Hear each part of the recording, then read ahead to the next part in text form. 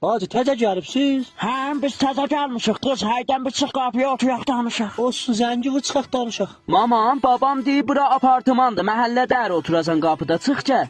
Yaxşı oğlan gedəvə gəliyəm. Qız büyün vəlin toyda ərim əl çəkməyir da, deyir gəl evə sürpriz eləyəcəm. Elə bir əlin çox xoş əxlaqdır ha. Həm bətər xoş əxlaqdır. Vay bə köpəyin qızı, gəl evə axı. Qız deydim bə xoş əxlaqdır, bu bəd əxlaqdır. Yo, şuxluq eləyir, xoş əxlaqdır. Vay mənim şuxluğum var sənə. Vay dedi, bacı güləşdiri. Bacı rəhmət mənim ərimə, bu dəliymiş. Qız dəli deyir ki, bu kadol verir, kadol verəndə istəyi həyəcanlı olsun. Kişi bey görək kadolu nə mənadır? Vay arvad, gəl bu da sən vəlin taymun kadısı.